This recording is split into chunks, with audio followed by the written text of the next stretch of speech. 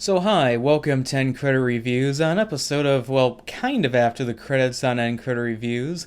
This is Tyler from End Credit Reviews, and I gotta say if this video is not up by then, but anyway, before or after the day comes, Happy New Year. So, it's been a very lengthy decade. I've been having this channel for about a decade, and I just want to take this quick moment to just thank everyone who has supported me through this, and I have finally reached 1,000 subscribers recently, so I'm very grateful and very happy about that. So anyways, so within this whole decade of the 2010s, it's had its fair share of really good and really bad movies, so this is my pick for the top 10 best and worst movies of the 2010s. Now, of course, I want to get to the top 10 best movies I thought were really excellent and definitely reflected the top of the line when it comes to movies of this decade. So here it goes. So at number 10 is Hacksaw Ridge. I think Hacksaw Ridge is a very well made war movie and definitely one of the best movies by Mel Gibson. I know that the violence in his movies can definitely be a turnoff to a lot of people, but keep in mind it's not cartoony violence like Quentin Tarantino's movies can be at times. But this one, I really liked the main character, how he was someone who wanted to serve his country and to save lives, but in a way of not necessarily taking lives, but by saving them physically. And I did like that part with it, and I do respect the main character for really sticking to his beliefs. I also liked the comedy with the boot camp scene with Vince Vaughn, and it was actually pretty funny. I liked that a lot. So definitely recommend this one, and highly enjoyed it. At number 9, I would say would be Whiplash. This movie was just intense from beginning to end. I really love the chemistry between the two main characters, the protagonist and the antagonist. In a way, I was thinking about this movie recently, and it occurred to me it really does show the generation gap and conflict between the newer, younger millennial age demographic and the older, more harder kind of boomer age demographic. And I know the whole meme thing of like, okay, boomer. But I do like how at the end of the day, at least in the end of the movie, they do see eye to eye with each other and they work together, and I felt like that was a very good message. And again, this movie is very well written, very well executed in cinematography and editing, and especially directing too. At number 8 is Baby Driver, because this is just a very fun crime, like suspense heist movie. This has to be my favorite Edgar Wright movie. Now, not necessarily a huge fan of Edgar Wright. I really like Shaun of the Dead, but I didn't really care for some of the other movies he's directed. It's just my opinion. They're not bad movies, but I would have been more than interested to see what he would have done with the Ant-Man movie that he was originally supposed to direct, but I digress. So Baby Driver is a very well-made suspense heist crime movie. I just love how much energy this movie had. I also liked a lot of the jokes and I liked the characters with it. But my only kind of complaint is kind of with John Hamm's character kind of becoming the villain of the movie in the third act. I just felt like it would have made more sense if the actor who played the Punisher on Netflix, if he would have been the villain, because in the beginning of the movie I thought they were kind of setting him up to kind of be a villain later on, but sadly he just kind of disappears from the movie. But other than that, I definitely recommend this very fun and very quick and very entertaining movie. At number 7 is Pacific Rim. This is easily the best giant monster movie of the decade. I know Godzilla King of the Monsters was really well made, and I also defend that movie a lot, but I gotta say Pacific Rim definitely does it better because just everything about it feels like a great love letter to the giant monster movie genre, except there's a very well-made script with characters you really can connect to and care about. I really love Idris Elba's speech about today we're canceling the apocalypse. I play that video every time it's around finals week for college, and it's a great motivational thing. I highly recommend doing that. But anyway, I also felt like the effects and the camera angles they were going for were really sublime. The soundtrack was excellent. It was just a very entertaining movie, And if you have this movie on Blu-ray with a really good sound system, it's one of the best cinematic home experiences that you'll ever experience, and it's just an overall fun movie. And if you haven't watched it yet, go ahead, you don't know what you're missing out on. At number 6 is The Wolf of Wall Street. Definitely one of my favorite movies by Martin Scorsese. Now usually I have a problem with a movie if it's roughly 3 hours long or a lot longer than that, but this is a movie that's way past the 3-hour mark, and there's so much outrageous and fun moments in this movie, I could have easily watched another hour of it. This was a story that I don't know how historically accurate it is, but this whole movie was just a complete wild ride. And just extremely fun, very well made, very well acted, very well edited. However, I think my one issue with the movie would definitely be some of the effects, especially the helicopter scene with Leonardo DiCaprio's character. That definitely felt kind of shoddy and definitely could have been done a lot better, but I know it's just kind of a minor nitpick. But other than that, this was just an extremely fun and well-made movie. At number 5 is Kingsman: The Secret Service. I have to admit, this was a movie that I thought looked stupid. When I saw the trailer, I'm like, and just another generic spy movie, kind of like the same with the first Transformers movie where it looked like a dumb movie. But then I sat down and watched both those movies, and I have to say, I was wrong about both movies because they're extremely well made. What I really like about Kingsman, aside from being a very entertaining movie and being very well made, I also really liked the characters in the movie, especially the main character of it. I also liked the movie's message of it's not necessarily your background that makes it count in life, but instead your manners and what you can do now, what your actions are, because manners maketh the man. I just love that that philosophy statement, and of course the whole Freebird scene is a very well made action sequence that is extremely fun to watch, especially just listening to the soundtrack itself. And also this movie kind of made me miss the whole older James Bond movies from like the 90s where they're more fun and more about the spy gadgets instead of the newer ones that kind of feel a bit too dry and kind of too serious. At number 4 is Chronicle. Now, I'm not a big fan of found footage movies, but this is easily my favorite found footage movie out there. Now I know Cloverfield's pretty good, but this one definitely takes the cake. I like Chronicle because it's a movie with a really good concept, it's an original movie, but also I like the characters in this one, and I know some of the effects weren't necessarily the best they could have been because of the low budget, but I think the strongest part about the movie is the character of Andrew, who may be the antagonist of the movie, but is someone you can kind of sympathize with because he has a hard life, he keeps getting picked on, but when he gets powers, he kind of sees himself as the apex predator. And I feel like that whole thing right now, especially with what's going on in schools in recent years and the whole like bullying thing that's been getting more attention nowadays, I felt like this movie definitely stands out more now than it did back in 2012 when it was made. Anyway, I think this is a very well-made movie in found footage sense because there's a lot of camera movements with people recording, and also, again, it stands out more now because with social media, everyone's obsessed with recording themselves and just kind of recording everything in a sort of narcissistic way where it's like, oh yeah, I gotta record like every moment in a way, just capture all this. And I just feel like the director, Josh Trank, who directed this movie, is a very talented director, and it's a shame they directed the not so good Fantastic Four reboot, so maybe in the future he can show us how talented he is. So anyway, that's my thoughts on it. So at number 3 is Prisoners. This is probably my favorite crime drama movie, or at least one of my favorite crime drama movies.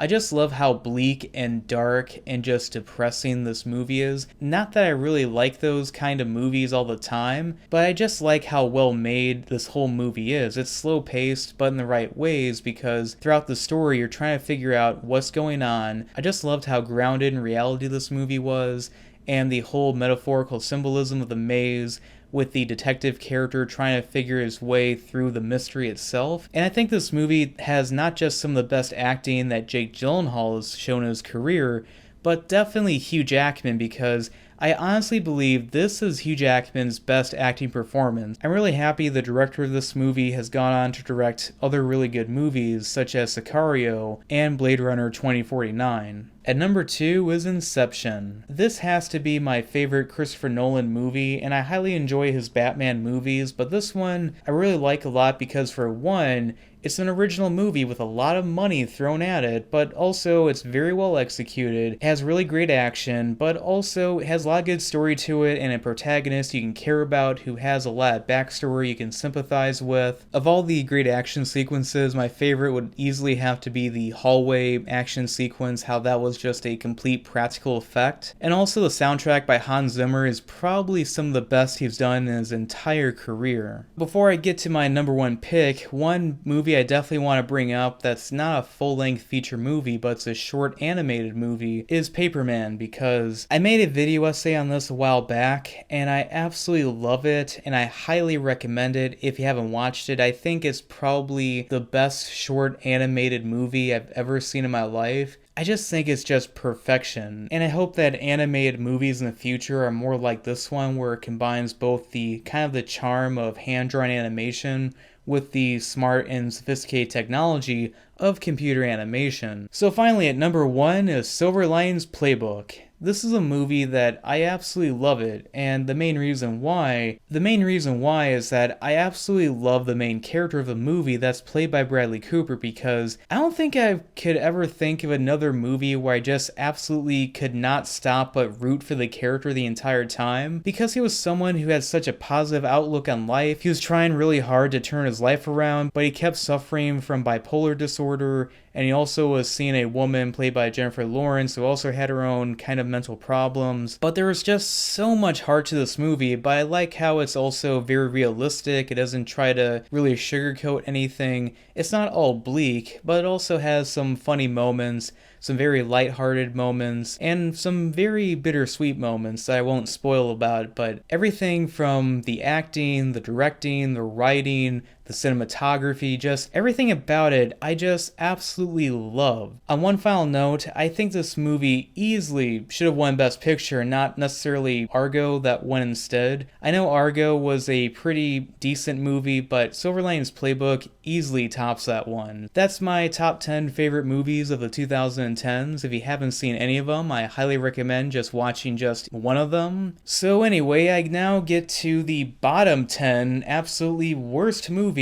of the 2010s. So at number 10 is Ghost Rider Spirit of Vengeance. This is probably the worst comic book movie of the entire decade. At least the first Ghost Rider movie has some decent direction and some very competent cinematography. This movie is completely vacant of either of those two things. The way it's edited just feels like a very novice editor just going through things, and the way it's just like fast forwarding to certain scenes feels like a kid that accidentally pushed the fast forward button on their remote. And also I could tell the effects for this movie was where most of the money went to, and it just looks so cheap. It's just really badly made, just everything about it. It's just really bad. I know people think that the Fantastic Four reboot's the worst one, but honestly, this one is way worse. At number 9 is Slender Man. This is probably one of the worst horror movies I can think of that I've seen in a very long time, because everything about it is just pretty generic by the numbers, just trying to cash grab in on something that was kind of trendy at the time. But even the scary parts of the movie, where there's a part where someone's face is kind of distorted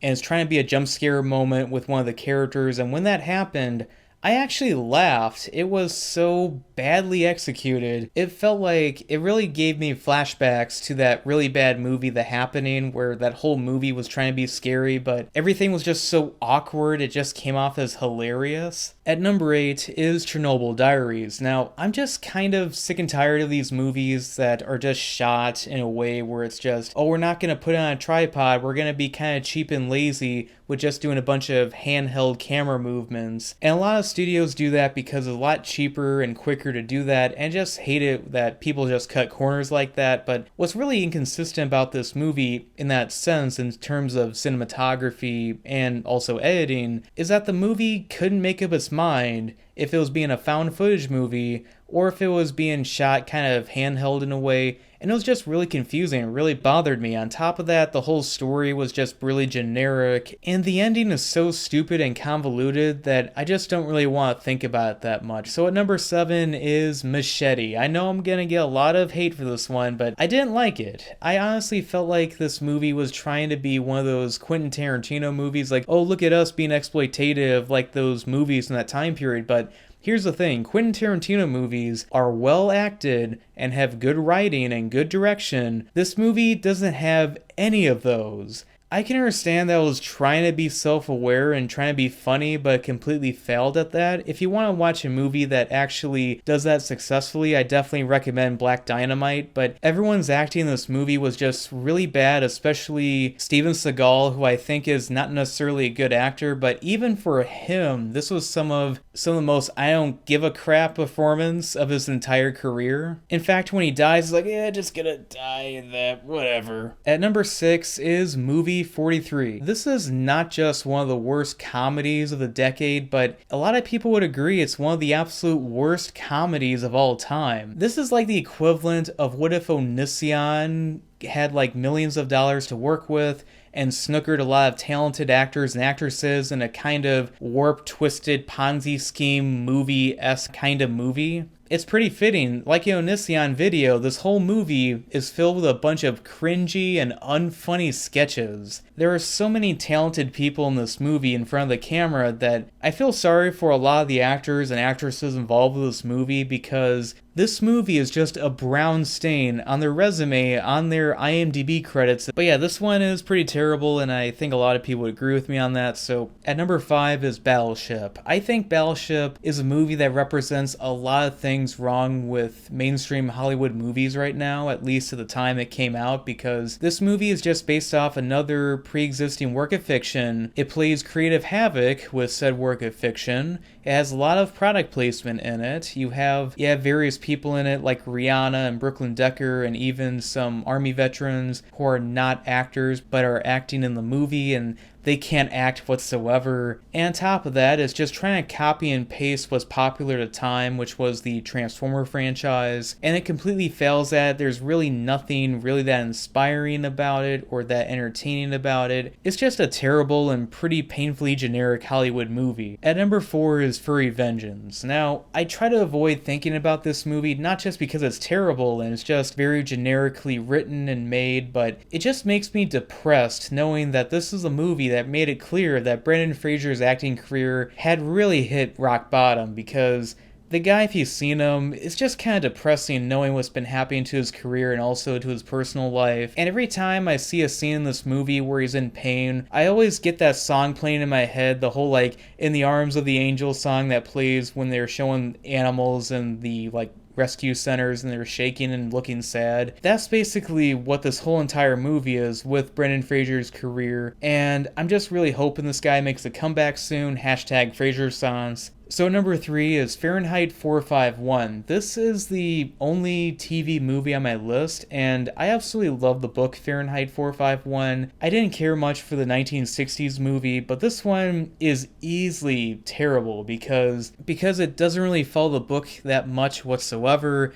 And even when it does, it really just twists stuff for the whole like, oh, let's make it relevant for the current year. And it's just really badly executed. I felt like Michael B. Jordan and also Sophia Boutella kind of felt miscast in the movie, and Michael Shannon was just a generically typecast kind of villain in the movie. But I gotta say, the worst part about it is easily the ending, because not only was the ending of the movie, that did not happen in the book, but it ends on such an art house, kind of pretentious, philosophical like thing of, oh, ask me what it means. What do you think it means?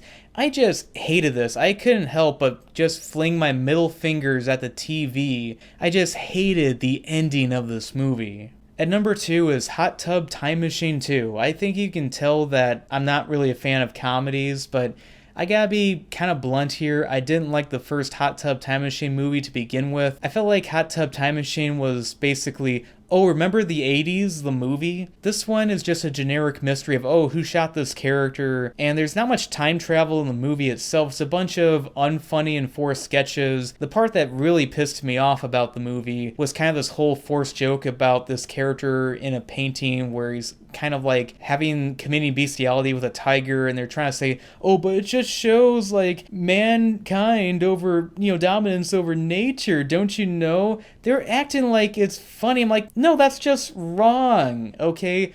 I haven't been so disgusted with a movie like this since The Shape of Water, and that even won Best Picture. I'm sorry, I kind of went on a tangent there, but anyway, so it's not the worst, but easily one of the worst. Number 1, the absolute worst movie, the bottom of the toilet, easily would have to be Tammy. I completely hated every single character in this movie. This movie made me really rage quit ever giving another Melissa McCarthy movie a chance ever again, because she's probably legitimately funny and maybe some stand-up or something like that, but I just hated everything about this movie. Just the story, the dialogue, the pacing, everything about it just felt like a bunch of, oh, let's do this gag here, let's that gag here. I feel like some of the worst comedies ever made are the ones that they think they're so funny and so great, but they just completely bomb at every single gag. And also they feel like they need their gags to kind of move the story along, which should not be the case. You should put your story first and then create the gags around the story, not necessarily the other way around. I just completely hated this movie. It was just dead on arrival. The whole skit where she hits a deer and she tries to kind of do like a breathing CPR, and when I saw that scene, I thought to myself, ah, crap. So anyway, this is Tyler from End Credit Reviews, and I hope you enjoyed this episode of Kind of After the Credits on End Credit Reviews. And if there was a movie that you personally thought I should have included in my list of the best of the worst, just please comment below and let me know. And anyway, have a happy new year, and please like and subscribe.